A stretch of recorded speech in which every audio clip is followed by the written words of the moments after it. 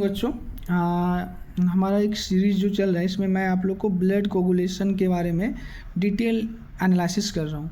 तो हम लोग जानते हैं क्या कोगुलेशन ऑफ ब्लड या ब्लड क्लॉटिंग क्या होता है। जब हम लोग जानते हैं क्या, जब भी कोई इंजरी होता है तो हमारा ब्लड वेसल्स क्या होता है, डैमेज होता है और ब्लड क्या होता है, बाहर निकलना स्टार्ट हो जाता है। तो नीड क्या, हमें आवश्यकता होती है कि ब्लड को, ब्लीडिंग को स्टॉप करने के लिए, ठीक है ना। तो ये जो कोई मैकेनिज्म है जिसके द्वारा हम लोग ब्लीडिंग को रोकते हैं, इसी को बोलते हैं ब्लड क्लॉटिंग मैकेनिज्म या ब्लड कोगुलेशन। तो देखो मैंने लिखा है क्या, when injury is caused to a blood vessels. जब हम ब्लड वेसल्स में इंजरी होता है तो क्या होता है, वेसल्स ब्लीडिंग स्टार्ट हो जाता है, which is stopped by the process called blood clotting और ब्लड कोगुलेशन। जिस प्रोसेस से इसको हम लोग रोकते हैं उसको हम लोग क्या बोलते हैं, ब्लड क्लॉटिंग या ब्लड कोगुलेशन बोलते हैं। तो कुछ फैक्टर्स होते हैं, मैंने ऑलरेडी ब्लड क्लॉटिंग मैकेनिज्म के बारे में, किस तरह से कास्केड चेन ऑफ रिएक्शंस होता है, ये मैंने अपलोड कर दिया है वीडियो। लेकिन ये जो कुछ फैक्टर्स होते हैं, मैंने स्पेशली ये हमारा जो टॉपिक है ये ब्लड फैक्टर्स पे बेस्ड है कि हम लोग इसमें जानेंगे वो सारे फैक्टर्स जो कि मेजर रोल प्ले करता है ब्लड कोगुलेशन में। तो हम लोग इसमें देखेंगे वो कौन कौन से फैक्टर हैं और उसका सोर्स कहाँ है, कि किस जगह से ये क्या करते हैं, वो फैक्टर को फॉर्मेशन कहाँ से होता है और उस फैक्टर का नाम क्या है, ठीक है ना।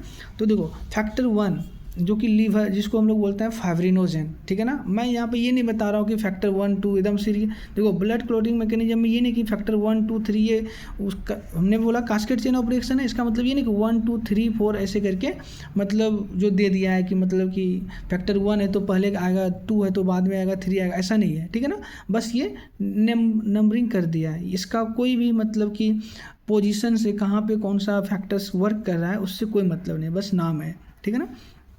फैक्टर 1 जो होते हैं लीवर, इसका सोर्स लीवर है। फाइब्रिनोजेन जिसका नाम क्या है, फैक्टर 1 को हम लोग फाइब्रिनोजेन बोलते हैं। फैक्टर 2 का भी सोर्स क्या है बच्चों, लीवर है। जनरली ना मोस्ट ऑफ द जो फैक्टर होते हैं ब्लड क्लॉटिंग में उसका सोर्स लीवर ही है, ठीक है ना। प्रोथ्रोम्बिन को हम लोग फैक्टर 2 बोलते हैं। फैक्टर 3 जो होते हैं ना, जो कि डैमेज टिश्यू या जो प्लेटलेट्स हैं डैमेज टिश्यू या ब्लड वेसल्स के पास, वो इसको फॉर्मेशन करता है, इसका सोर्स है जिसका नाम है टिश्यू फैक्टर्स बोलते हैं इसको, या थ्रोम्बोप्लास्टिन, टिश्यू थ्रोम्बोप्लास्टिन, या इसको हम लोग टिश्यू फैक्टर भी बोलते हैं।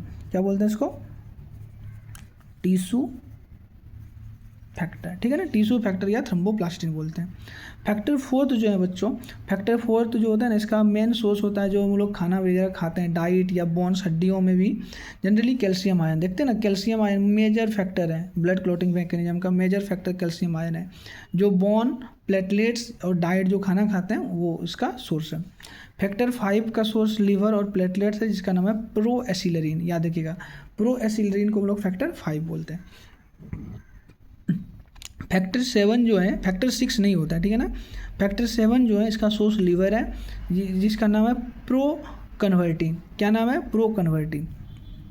फैक्टर 8 जिसका सोर्स इसका भी लीवर है, इसका नाम है एंटी हेमोफिलिक फैक्टर और एंटी हेमोफिलिक फैक्टर ए। हम लोग देखेंगे फैक्टर 13 को हम लोग क्या बोलते हैं, फैक्टर 12 को हम लोग देखेंगे उसको एंटी हेमोफिलिक फैक्टर डी भी बोलते हैं। लेकिन यहाँ पे याद रखिएगा ये जो फैक्टर 8 है इसको हम लोग एंटी हेमोफिलिक फैक्टर बोलेंगे या एंटी हेमोफिलिक फैक्टर ए बोलेंगे, ठीक है ना। अब फैक्टर देखो क्या है, 9, फैक्टर 9 का सोर्स लीवर है, इसको हम लोग बोलते हैं क्या, क्रिसमस फैक्टर भी बोलते हैं या प्लाज्मा थ्रोम्बोप्लास्टिन बोलते हैं या एंटी हेमोफिलिक फैक्टर भी बोलते हैं, ठीक है ना। अब देखो नेक्स्ट फैक्टर आता है बच्चों हमारा, फैक्टर कहाँ तक, 9 हो गया, फैक्टर 10। फैक्टर 10 जो होता है बच्चों, फैक्टर 10 को हम लोग इसका सोर्स है लीवर, इसको हम लोग स्टुअर्ट फैक्टर भी बोलते हैं, मोस्ट कॉमन फैक्टर याद देखिए, स्टुअर्ट फैक्टर बोलते हैं या थ्रोम्बोकाइनेज, इसको हम लोग थ्रोम्बोकाइनेज को स्टुअर्ट फैक्टर भी बोलते हैं या पावर फैक्टर भी बोलते हैं, ठीक है ना। फैक्टर क्या है फिर 11, फैक्टर 11 का भी सोर्स क्या है, लीवर, इसको हम लोग प्लाज्मा थ्रोम्बोप्लास्टिन बोलते हैं, मतलब या हम लोग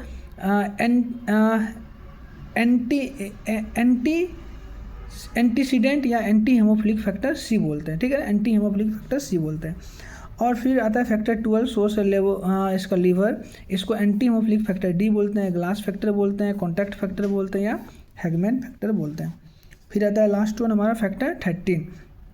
फैक्टर 13 हमारा क्या है, टोटल हम लोग 12 फैक्टर पढ़ते हैं, टोटल कितने हैं, 12 ब्लड क्लॉटिंग फैक्टर्स पढ़ते हैं। यही फैक्टर अलग अलग जगह पे क्या करते हैं, एक कास्केड चेन ऑफ रिएक्शन का फॉर्मेशन करता है और ये क्या करता है, ब्लड को कोगुलेशन में हेल्प करता है। इसका सोर्स फैक्टर 13 का सोर्स है बच्चों लीवर और प्लेटलेट्स। और ये इसको हम लोग फाइब्रिन स्टेबलाइजिंग फैक्टर बोलते हैं या फाइब्रिनेज बोलते हैं।